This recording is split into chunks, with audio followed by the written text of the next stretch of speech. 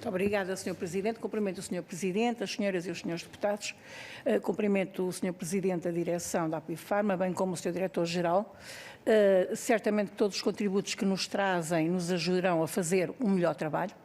Estamos perante um problema extremamente sério, porque em termos de saúde em Portugal, e ele é sério porque, por um lado, as pessoas têm dificuldade de acesso aos serviços médicos, isto é, vimos a quantidade de pessoas que neste momento não têm médico de família e que têm agravado a situação, e depois, quando pensamos nessas mesmas pessoas e vimos que elas vão a uma farmácia e têm dificuldade em ter os medicamentos que necessitam, especialmente quando estamos a falar de doenças crónicas, em que a falta é significativa, de facto é um problema que se agrava de dia para dia.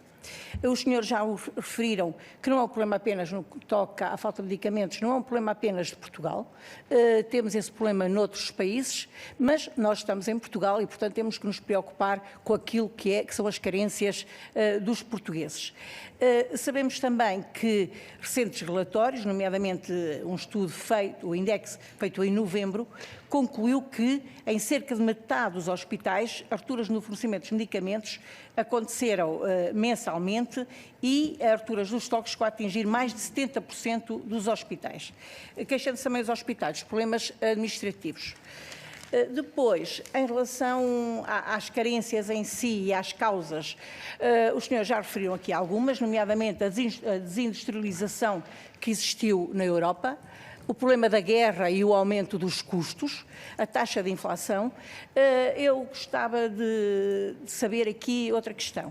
Nós sabemos que o Governo se atrasa, e não é este Governo, tem-se atrasado sistematicamente nos pagamentos em relação às dívidas que contrai neste campo. Sabemos que normalmente em dezembro é feita uma grande injeção de capital, de pagamento, mas não obstante isso, por exemplo, em novembro de 2022 o prazo médio de pagamento ultrapassava os 312 dias, ou seja, mais 10 meses de atraso. Quando estamos perante atrasos sucessivos no pagamento em termos de dívidas, quando estamos num processo em que as taxas de juros ainda por cima têm vindo a subir, se este facto também não agrava os próprios custos que a indústria vai sofrendo, isto é, quando lhes atrasa os pagamentos.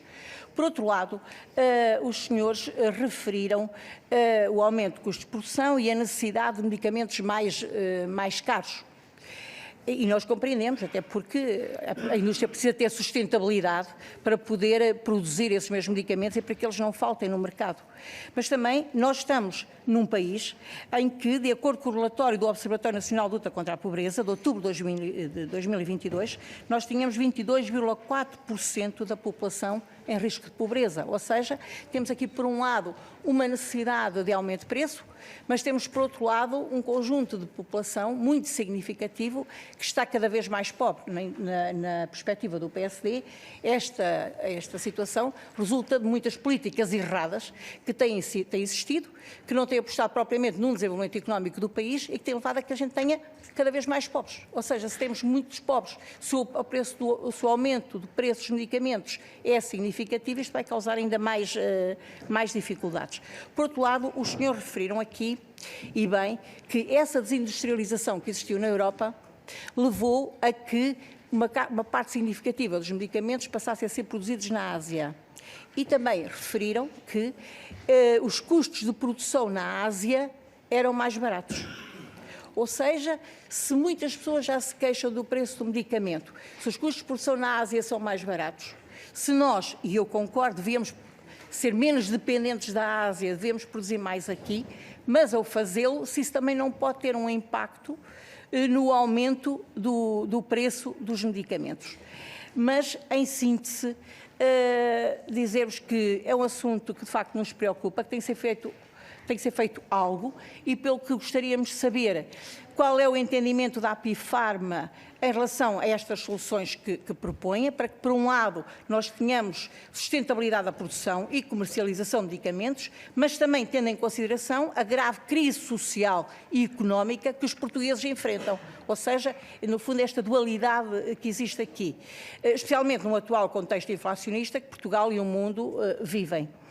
E, por outro lado, também saber como é que é possível evitar a descontinuação de medicamentos sem prejudicar os doentes, estando o PSD, portanto, interessado em vos ouvir na avaliação que fazem. Por outro lado, também recordar que o Sr. Ministro referiu recentemente que Portugal não pode aguentar, isto quando falamos dos preços, que todos os anos tem aumentado cerca de 10% a despesa com o consumo dos medicamentos. Dizendo o Sr. Ministro que isto é insustentável, queixou-se também do seguinte, ele admitiu que os medicamentos de preço mais barato, de facto, era justo que tivesse aumento de preço, mas disse qualquer coisa do género. Também não compreendia porque é que, quando se compra em grandes quantidades, o preço não diminui quando dessa compra. Portanto, Obrigado, eram algumas das questões.